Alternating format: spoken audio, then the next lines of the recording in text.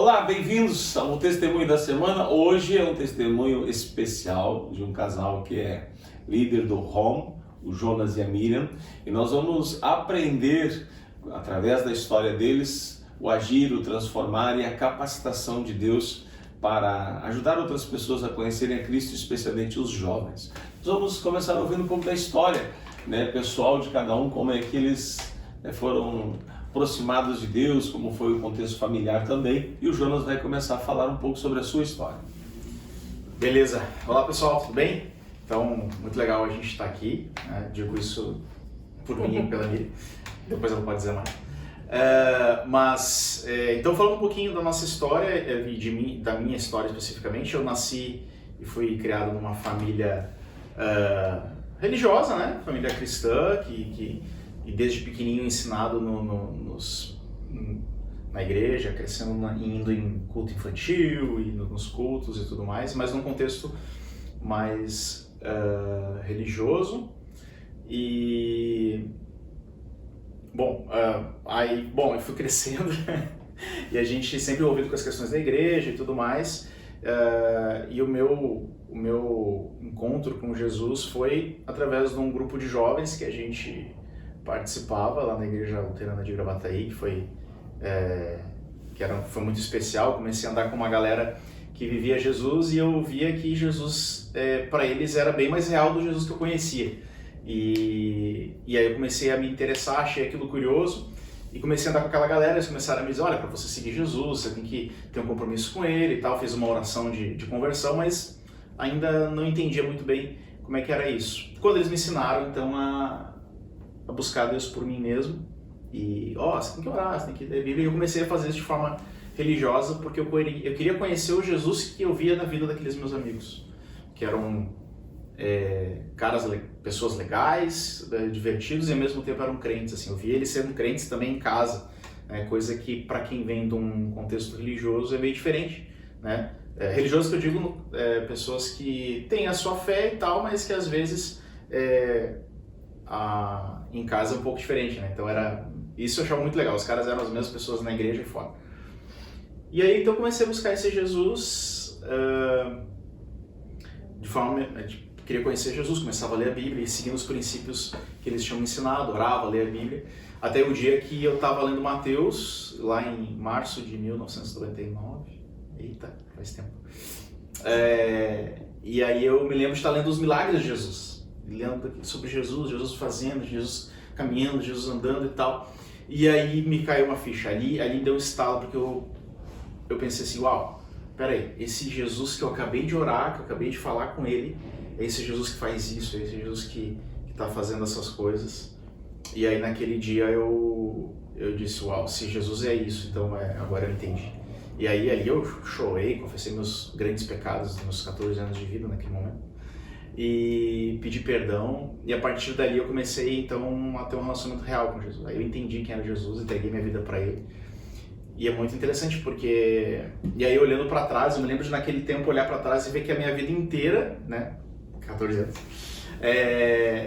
eu via a mão de Deus, assim, eu via Deus agindo e entendendo que Ele me atraiu, entendendo que Ele me buscou, que Ele estava ali me cuidando de mim. Então, a minha história de fé é mais ou menos essa, começa por aí, né? Então, agora, excelentíssimo, né? Esposa. Eu sou a Miriam, eu sou a segunda de 4 irmãos, 3 por parte de mãe, 1 da minha madrasta. Eu tive uma infância feliz, tranquila, claro que com o fato que eu já falei algumas vezes, que foi da perda da minha mãe com 7 anos, assim, depois até ali foi bem tranquilo. Depois também continuei assim tendo muito amparo da minha família, sempre de tias e tios, assim. Eu tenho memórias boas da infância, memórias muito felizes da minha infância. A adolescência um pouquinho mais na fase rebelde, porque por eu ter madrasta, eu batia muito de frente com ela algumas coisas não sabia lidar comigo também, com o meu irmão, mas mais comigo, eu acho. E mais uma questão assim de aprender a me relacionar com ela. Mas essa foi a parte assim mais difícil da adolescência, foi relacionamentos. E cresci também no grupo de jovens, mas ia por muito tempo obrigada. Eu fiz a antiga ensino confirmatório, não, era doutrina, né? Era ensino confirmatório. Não, na minha época eu acho que era doutrina ainda. O nome oficial era, acho que era ensino confirmatório, né? Eu chamava de doutrina, que a gente fez assim. Mas ia muito obrigada mesmo, não queria. E então assim, no que eu me confirmei, eu não quis mais isso. Pai, não quero mais ir na igreja. Confirmar era se formar. Exatamente. Eu confirmei o meu batismo, né, antigamente. Então assim, eu fui pra igreja muito tempo arrastada e aí eu parei assim, porque o meu pai, aí comecei só nos cultos e tal, até eu me convencer. Miriam, como é que foi essa caminhada até você se convencer, ou ter uma entrega para Jesus? Vamos começar por ti. O Jonas já foi no encontro com a palavra. Já falou tudo já. Milagre e tal. Depois eu fiquei pensando assim. Bom, assim, o meu irmão continuou indo na igreja, ele se converteu primeiro e ele me convidava muito para ir no grupo de jovens. E ele era o líder do grupo de jovens. Só que eu não queria ir, não queria de jeito nenhum, mas ele dizia, eu tô orando por ti. E ele tava sempre com a Bíblia em casa, sempre andando com a Bíblia. E tem até uma foto dele na janela do quarto dele segurando a Bíblia, assim, que esses dias eu mandei pra ele, porque ele amava e até hoje estudar a palavra. E aí um dia, os missionários da Jocum foram lá pra casa, 2 deles. E eles estavam por ali e a gente foi assistir um programa que tinha uns presos, uns presidiários cantando uma música que dizia: eu nasci para te adorar, ó Rei Jesus, foi que eu nasci. E eu olhei e pensei assim, meu Deus, esses homens estão presos e dizendo que nasceram para adorar Jesus. Eu tô livre e não tô nem indo ao encontro desse Jesus. E aí eu comecei a ir na igreja, voltei a ir no grupo de jovens, voltei a ir com eles. E num desses momentos do grupo de Jocum, que eles ficavam 1 mês na igreja, né? Tinha um teatro, e nesse teatro, que eu não faço a menor ideia de como é que era, o que tinha no teatro, mas em determinado momento eu comecei a pensar, a me cair a ficha de, tá, mas então tudo o que eu aprendi e li até agora foi pra mim também. Eu não tinha entendido, até aquele momento para mim, o que estava na Bíblia era uma coisa geral. Era assim, Jesus nasceu e morreu para salvar o mundo. Mas até aquele momento eu não tinha me colocado no meio dessa história de Jesus. Então aquele momento, que foi em julho de 99 também, foi o momento assim que eu entendi, foi para mim. Bênção. A partir de vocês, que atividades, que converteram jovens, vocês faziam de dentro para fora da igreja, com pessoas de dentro de vocês em direção a outras pessoas? Bom, como nesse ano também o irmão da Miriam era um dos líderes lá do Ministério de Jovens, e a gente andava sempre muito junto. Então a gente tinha uma galera, né, que a gente trocava ideia, a gente tava todo sábado reunido, a gente posava na casa um do outro e tal. Eu e ele, né? Sim. Sim, os meninos de um lado, os meninos de outro. Mas a gente tinha um grupo de jovens muito forte, assim, muito, muito íntimo. E um momento o irmão da Miriam saiu, né, pediu pra sair e tal. E aí eu comecei e eu já tava tentando, ajudando a liderança e tal, assumir a liderança daquele grupo, com 15 anos, 14 para 15 anos. E a gente sempre tinha uma coisa, naquele momento, quando a gente se converte, né, a gente tem essa coisa a gente descobriu algo que é muito bom, a gente descobriu a vida, a gente abriu os olhos, a vida agora tem outra razão, né. Eu me lembro que a primeira coisa que eu fiz foi chamar um amigo meu, que era um amigo da rua lá, que morava perto de mim, e evangelizei, o cara se converteu, acho que não teve nem opção de não se converter, assim, tão insistente que foi. Levei o cara pra igreja, a gente orava e a gente buscava Deus de forma muito verdadeira, com muita fome, né? E aí a gente começou a trabalhar, a gente trabalhava sempre com jovens, sempre fazendo, era uma luta para manter, né? Eu acho que era muito interessante isso, porque a gente começa a ver esses movimentos, assim, alguns saem, outros voltam. A organização de eventos, organização de coisas para que as pessoas descobrissem esse mesmo Jesus que a gente vive, que a gente encontrou, né? E isso eu acho legal, assim, porque a nosso movimento nunca foi do tipo assim, cara, eu quero falar de alguma coisa que eu não conheço, ou falar de alguma coisa que eu acho legal para ter um grupo, ou para ter até porque naquela época a gente tinha... Os nossos sonhos eram muito locais, assim, né? Não tinha internet, esse tipo de coisa. Então a gente tinha muito sonho de impactar a vida de pessoas. Mas muita gente queria ser missionário também. Isso! Tinha o sonho de missão, quase todos do grupo, assim, tinha uma coisa assim uma vocação, né? Talvez pela influência da Jocum, né, que eles trouxeram essa coisa de o mundo também precisa saber isso que vocês ficaram sabendo, e e esses dias eu encontrei um baú que eu guardo com um monte de recordações, uma carta de um pessoal da Jocum do Amazonas, né, não lembro se Tabatinga, no Amazonas, que eles vieram visitar e a Marlene Egres Torres, sim, muito querida. Oscar. Isso, Oscar Torres. E eles eles tinham certeza que eu ia pra Jocum, porque eu tinha certeza que eu ia ser missionária. E aí, eles me mandaram uma carta dizendo assim, acredito, eu li a carta esses dias assim, acredito que os jovens já estão preparando a tua despedida e tal. Então até hoje, eu não fui. Mas tinha essa coisa de buscar almas, de contar para todo mundo que a gente soube. A gente fazia evangelismos na Eu me lembro que igreja, a gente tinha muito aquela coisa assim, de todo mundo tinha que ter uma vocação. Isso é algo que eu acho muito interessante, que eu vejo muito, que era muito latente naquela geração, era do tipo assim, cara, da galera que a gente conversava, todo mundo queria descobrir qual era o seu propósito e o que ia fazer para Deus. De forma que alguns, inclusive, saíram para fazer coisas para Deus. Né? Ministério, que a gente quer dizer, né? Então, vou seguir sua vocação em tempo integral. Assim. E, cara, isso levou a gente para fazer muitas coisas, evangelismo, até de vez em quando eu conto a história que a gente montou uma banda lá, a gente estava conversando antes, que a gente sempre foi muito ligado à música e gostava muito eu especificamente gostava muito de rock, a gente montou uma banda de rock, e aí eu tava fazendo alguns anos depois, já fazendo um curso técnico, e aí um amigo disse, cara, vai ter um festival lá de rock, e vocês da igreja, você tem uma banda lá pra tocar? Temos, a gente tem, vamos. A gente não tinha, na verdade, a gente montou pra isso daí. Era 3, eu e 2 amigos, a gente montou a banda e fomos lá tocar no meio da galera.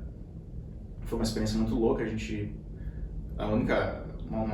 Era um evento não cristão, né? Exatamente. Aí a gente chegou lá e começamos a tocar umas músicas de Jesus. Na primeira música já deu um baque, assim. As rodinhas, os caras usando drogas em rodinhas, assim. Uma banda antes, o cara cantou com um litro de velho barreiro.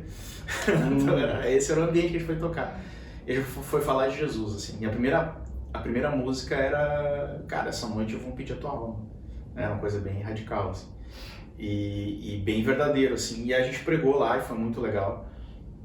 No meio daquela loucura a gente pôde pregar Jesus. Assim. Isso foi uma experiência incrível, mas muito movido por essa sensação e essa necessidade de que a gente tinha de, cara, a gente precisa falar para as pessoas de que Jesus é real, né? Que não é uma história, não é uma coisa que está distante, que ele está aqui. E foi uma experiência muito louca. A gente acabou levando até as meninas foram lá para ver e tal. Foi bem interessante. Uma experiência diferente. E as suas experiências, Miriam, assim, depois do encontro com Deus, você teve mais voltada para um grupo interno da igreja ou teve alguma ação fora? A ação fora seria ir para Amazonas, né? Mas eu, na verdade, foi mais assim na igreja, dentro da igreja. Eu entrei depois com o Jonas para fazer parte do Ministério Jovem, da liderança. Era eu, tu e não lembro mais, mas assim, era dentro da igreja, assim, não fiz nada muito grande, assim, de banda, essas coisas, não arrisquei. E eu é que eu continuei o trabalho do ensino confirmatório que eu tinha feito, eu fiz por, acho que 2 turmas, né, 4 anos na igreja. Mas eu não lembro, assim, de algo pra fora que eu fiz na juventude. Pensa. Bem, uma das grandes crises do nosso tempo hoje chama-se crises de relacionamentos, né? E infelizmente também temos crises de relacionamentos dentro da igreja. Eu queria que vocês compartilhassem um pouco, converteram muito cedo, os jovens se conheceram dentro da igreja e um pouco quais foram as balizas que vocês estabeleceram. Olha, nosso relacionamento vai ficar dentro deste contexto. Eu conheci o Jonas, na verdade, a gente entrou meio que junto para a igreja, né? Os nossos pais entraram na mesma época e eu lembro dele criança, pequeno, quer dizer, e eu também, no caso, né? A gente cresceu na igreja. Quem é o mais velho? Eu.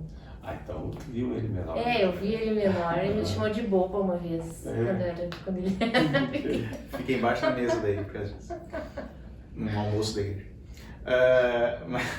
Mas relacionamentos, né? Eu me lembro, uma das coisas que a gente tem muita preocupação de manter acesa o vínculo da galera. Por que acontece? A gente não queria perder ninguém, né? Essa é uma sensação de quem está dentro. Às vezes, quem nasce, quem cresce na igreja, a gente despertou de uma religiosidade para uma coisa viva. As pessoas chegam, a gente quer manter os relacionamentos de forma saudável e tal. E isso, às vezes,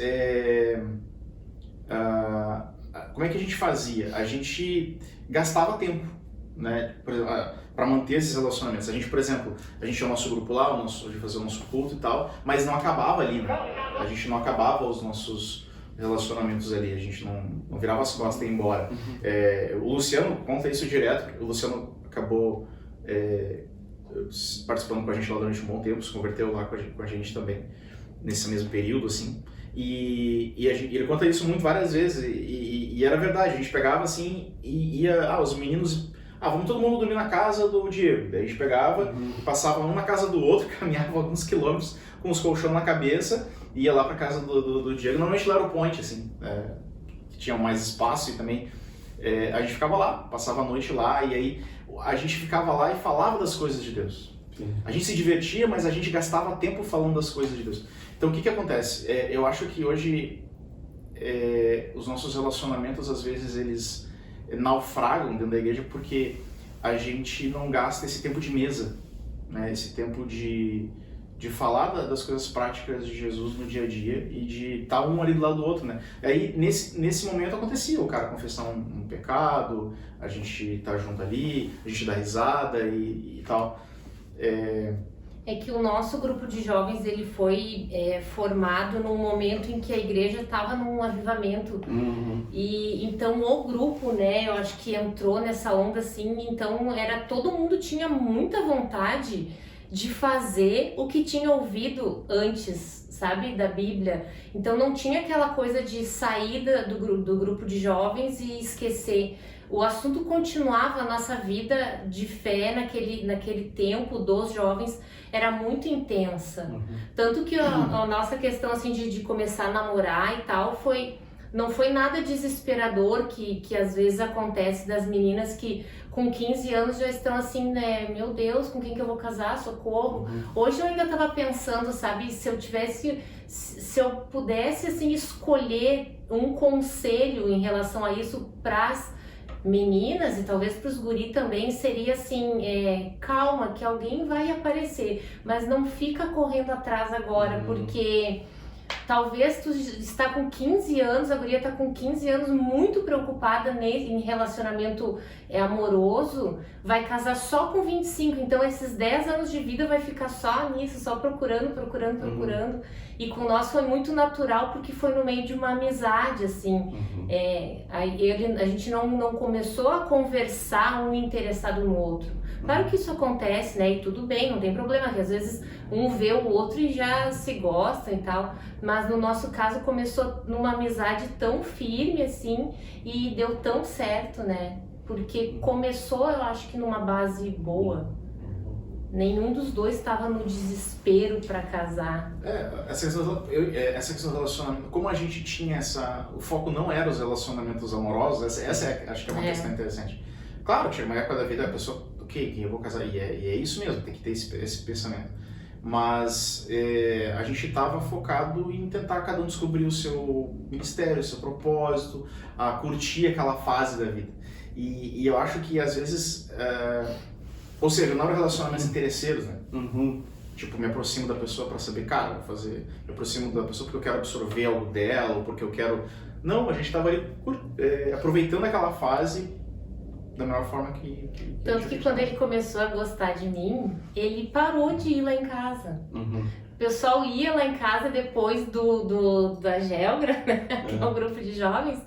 E aí chegou um dia que, cadê o Jonas? O Jonas sempre ia. E ele não foi mais. E aí não tinha WhatsApp pra mandar, né? Cadê o Jonas? Na segunda vez, cadê o Jonas? Aí eu acho que foi eu que liguei até... Então, tu não vai... Eu que gostava dela. Eu que sentia falta. Eu disse, mas cadê? Daí ele me contou, nem lembro como assim, mas ele disse, não, é que eu agora, sei lá, eu tô gostando de ti. Então ele meio que, será que é eu que tô misturando as coisas? Aí ele pensou e ele parou. Mas depois ele quis ir de novo. Depois ele voltou. Não deu, Aí quando eu fui falar com o pai, inclusive, né, porque... momento tenso de ter que contar pro pai que tu tá gostando de alguém. É um momento tenso. E porque eu não tinha a mãe pra falar, né? Então eu tive que ir direto. Às vezes dá pra ir amaciando com a mãe, assim, eu não tinha. E aí eu fui direto no pai e disse, aí é o Jonas, assim, né? E o pai disse, eu sei. Eu disse, como é que tu sabe? Nem tinha falado nada, mas eu vejo vocês estão sempre conversando, vocês estão sempre juntos. Eu não tinha notado. Que idade vocês tinham? Eu tinha... não lembro. 19. Eu tinha 21. 19, 20. Já. Era novinho, né? E já estavam na faculdade ou o Jonas já? Eu fazia técnico em informática. E eu fui magistério. Magistério. Quer dizer, já tinha um começo, né, de profissão, de Sim. Não, eu já trabalhava, eu trabalho desde os 14. É a mesma coisa. Só que eu tava me formando nesse tempo, assim, no magistério. A faculdade veio depois. Se contar as feiras, desde os 12. Conta quantas feiras aí, então. Uma benção. Ok, nós estamos vendo que relacionamentos se constroem à base de amizade, de companheirismo e de realizar coisas juntos, né? A gente vai conhecendo a pessoa fazendo as coisas juntos, observa como é que o outro age, reage. E Jonas e Miriam também tem isso. Quando o alvo da vida não é conhecer alguém, o alvo da vida é servir a Deus, e vai conhecer alguém que está servindo a Deus junto, e a partir dali, nas relações humanas, surge amor, surge carinho, surge dedicação, que foi isso. E aí veio depois do casamento no ano de 2007. Dei uma pensadinha. Ele não perguntou pra mim.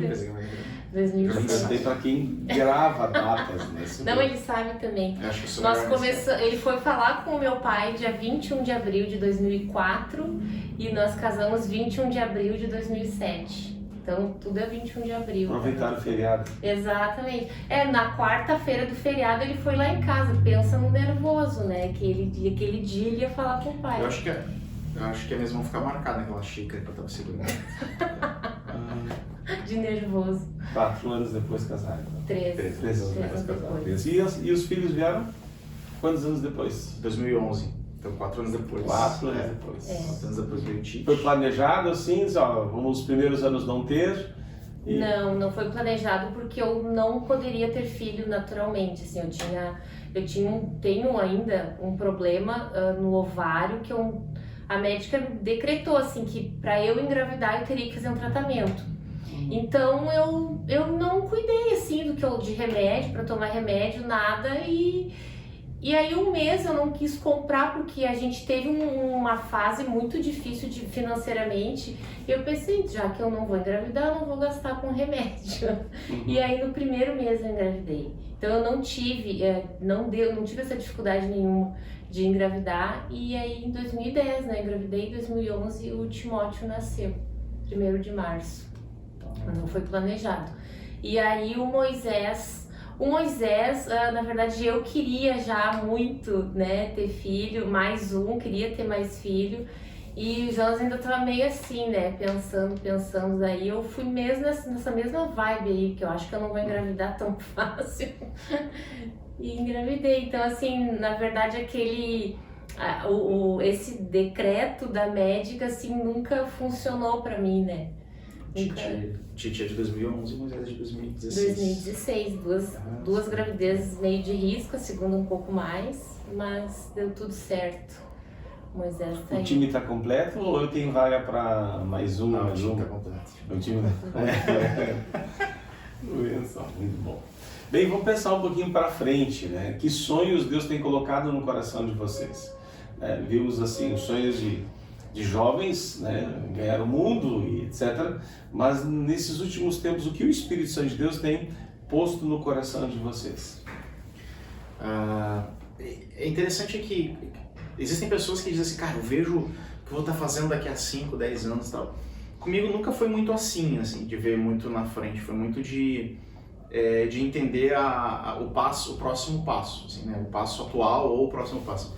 E eu percebo que ainda é com jovens, né? Ainda é com jovens, mas o trabalho que a gente tem com o Home é uma resposta a uma necessidade. Eu acho que é isso, assim, é uma resposta ao nosso inconformidade de ver ou de saber que existem jovens que poderiam estar vivendo a sua vida plena, poderiam estar recebendo a vida que Deus promete para nós, podendo ser salvo, podendo entender que o Espírito Santo é a melhor coisa que a gente pode ter na vida e que não experimentam isso, não vivem isso. Então, eu penso que o nosso maior sonho agora, o nosso propósito agora de vida agora é fazer que realmente os jovens vivam na presença de Deus, né? Essa galera que a gente anda junto não seja só mais eventos, não seja só mais momentos legais, assim, mas que tenham encontros reais com Jesus e que, assim como aconteceu com a gente, possam ser marcados, né? Porque um encontro real com Jesus não marca a gente, não muda tudo. Então, eu acho que o meu sonho é esse, assim, é trabalhar para ver cada vez mais a galera tendo encontros reais com Jesus, experiências de verdade. E Miriam, Deus tem te aberto umas outras oportunidades, né? Paulo dizia assim, Deus me abriu uma porta oportuna. O que Deus tem trabalhado contigo para frente? Olha, pastor, eu vivi uma época que, na verdade, por muitos anos, procurando o meu chamado, achando assim que Deus teria um chamado específico de uma coisa específica que eu teria que fazer. E isso muitas vezes me travou, porque tudo eu achava que não era o meu chamado, e aí será que é isso? E essa coisa de vou esperar a confirmação de Deus, não vou fazer, acho que não é pra mim. E ainda vivo de vez em quando umas crises assim, mas agora eu já entendi que o meu chamado é um só, que é o ID. A forma como eu vou fazer é de acordo com o rio que vai fluindo, né? Esses dias eu ouvi uma palavra, assim, eu tava num dia, assim, que eu pensando, será que eu tô fazendo o que é pra fazer mesmo? Será que eu tô fazendo o que Deus quer que eu faça e tal? E aí uma pessoa foi lá em casa justamente naquele dia e falou, tu tem que, isso que tu tem feito é resposta de uma oração lá no secreto que tu disse, eis-me aqui. E Deus tá te levando a fazer algumas coisas, então assim, e aí eu aprendi também na história de Abraão aquela coisa assim, vai, agora faz isso, eu não sei o que eu vou fazer daqui a 1, 2 anos, eu tô tentando focar e aprender o que eu tô fazendo agora, porque muito eu me travei pensando, será que o que eu tô fazendo agora vai dar certo depois, sabe?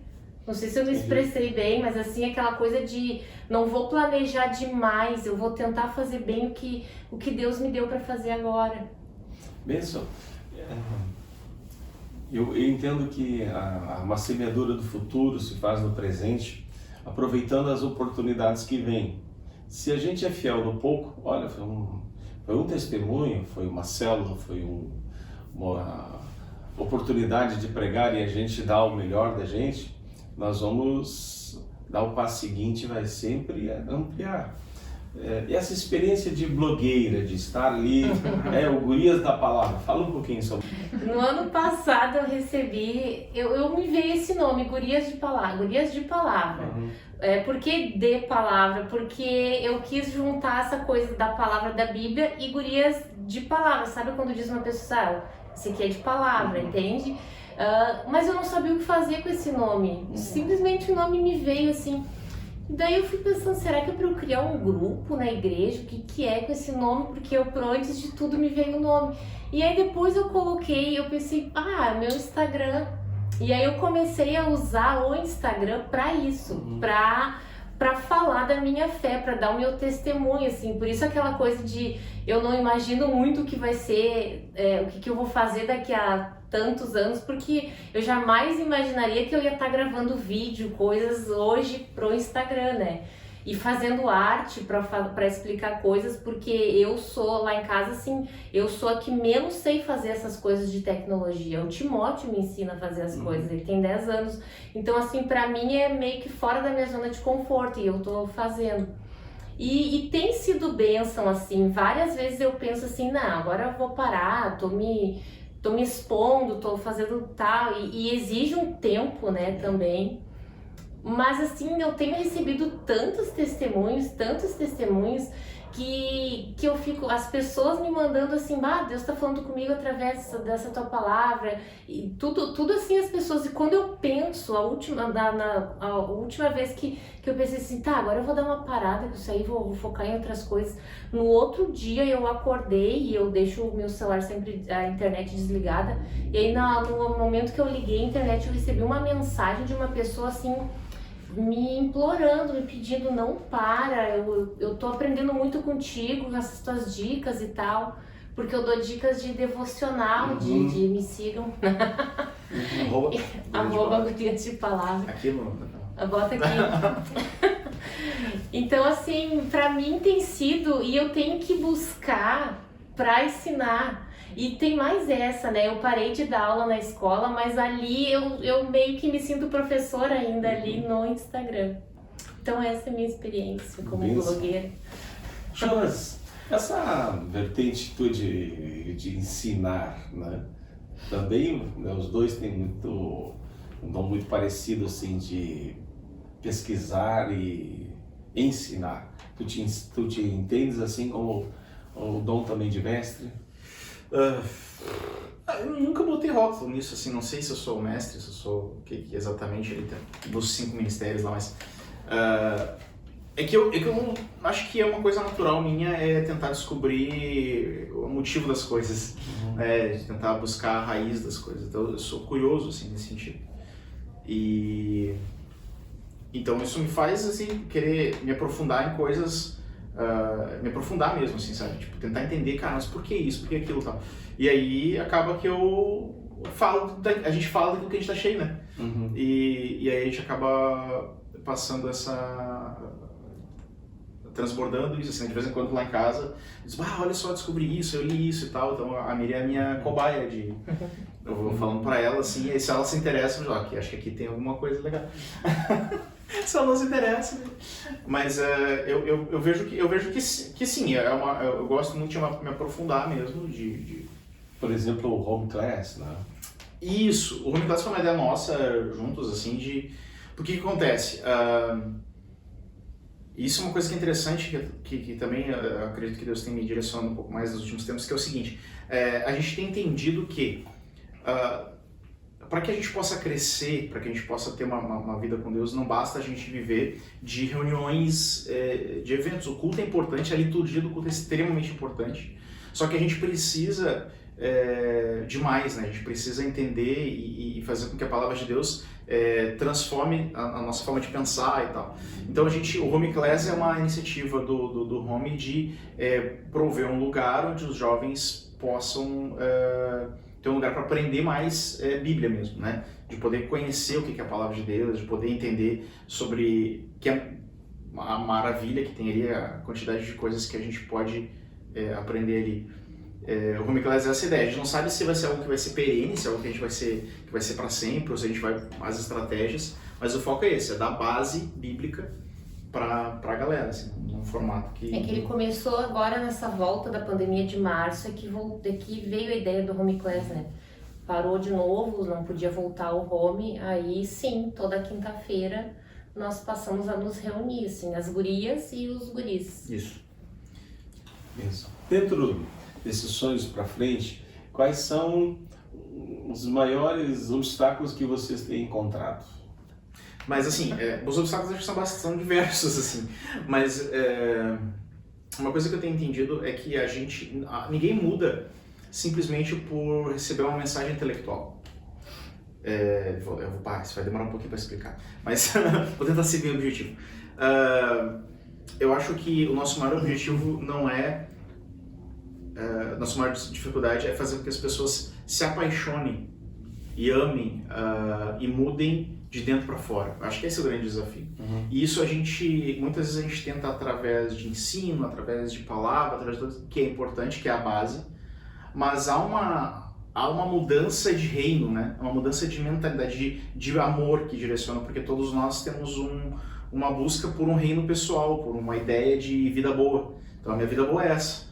E a gente está trabalhando com uma geração que tem muita coisa concorrendo pelo coração da galera.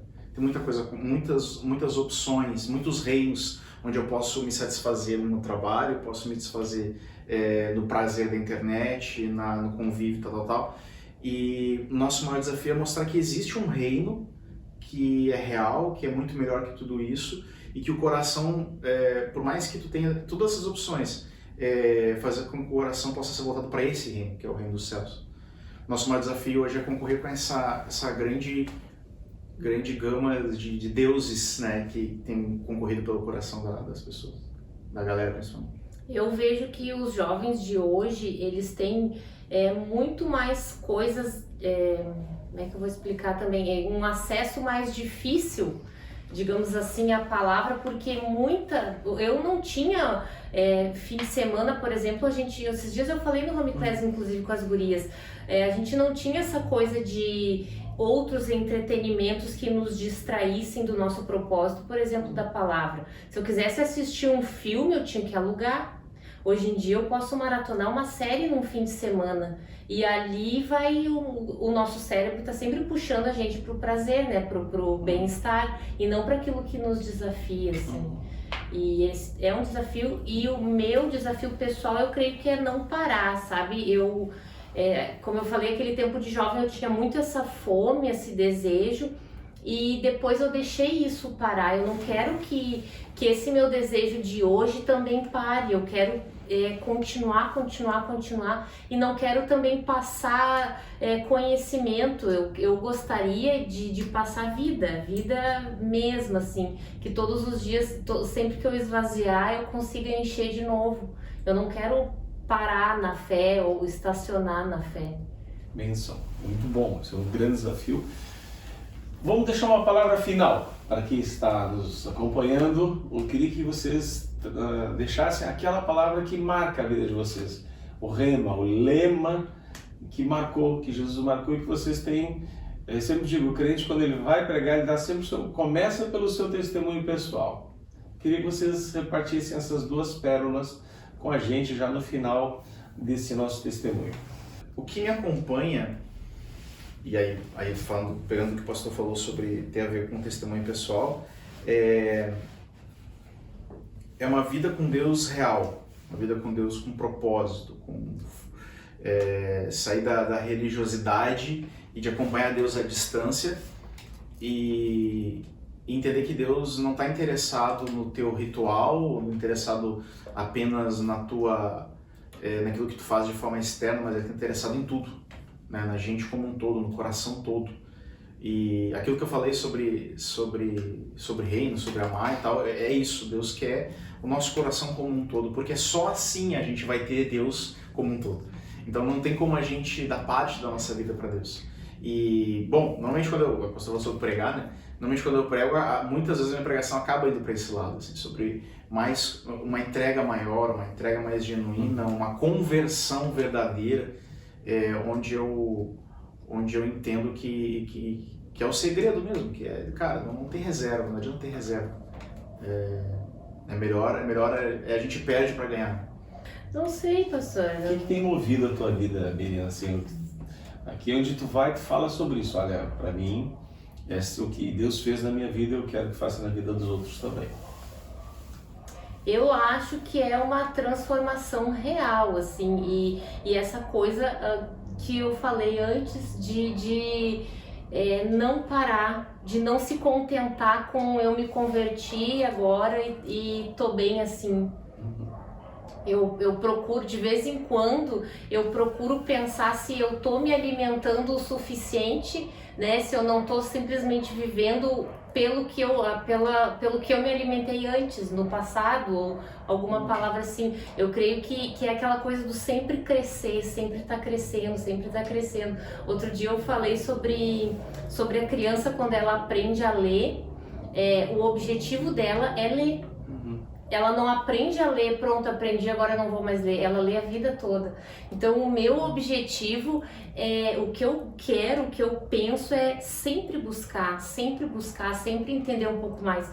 Porque eu vejo, assim, que depois da era grupo de jovens, da minha vida pessoal, eu parei, eu fiquei estagnada ali, eu vivi por muitos anos com o alimento que eu tinha me alimentado no grupo de jovens. Nossa. E isso eu não quero mais, eu quero sempre dar o passo na direção que Deus está me mandando e me alimentar cada vez de algo novo. Acho que formando uma frase do título do livro que eu estou lendo agora, que eu acho que resume muito bem, acho que tanto do que eu falei quanto do que a Miriam, que é você é aquilo que você ama. A gente é movido pelo aquilo que a gente... o que a gente mais ama, aquilo que a nossa liturgia diária direciona, o que a nossa rotina diária, o que nossas ações diárias nos direcionam, é isso que a gente ama. Então a gente é o que a gente ama. É que é muito perigoso, a gente corre o risco de viver a vida na igreja como um clube, assim, eu vou na igreja. Mesmo, assim. Exatamente. Mas não, se pensar na criança que aprendeu a ler, ela aprendeu a ler pra ler a vida inteira, não acabou ali no primeiro ano, no segundo ano, né? E a nossa vida de fé não acabou no momento em que conheceu a Jesus, ali foi só o começo. Verdade. A igreja não é um ponto de chegada, é um ponto de partida para missões, para desenvolver dons, talentos. E aqui nós estamos com um casal que conheceu o Senhor Jesus na igreja, ambos se conheceram também como marido e mulher na igreja, e hoje os dois estão servindo a Deus. E nosso convite é que você, a partir desse testemunho, não pare. Se aprendeu a ler, continue lendo. Se aprendeu a orar, continue orando. Se aprendeu a ganhar almas, continue ganhando almas. Muito obrigado pela sua atenção. Obrigado, Jonas. Obrigado, Miriam. Obrigada. Até a próxima semana.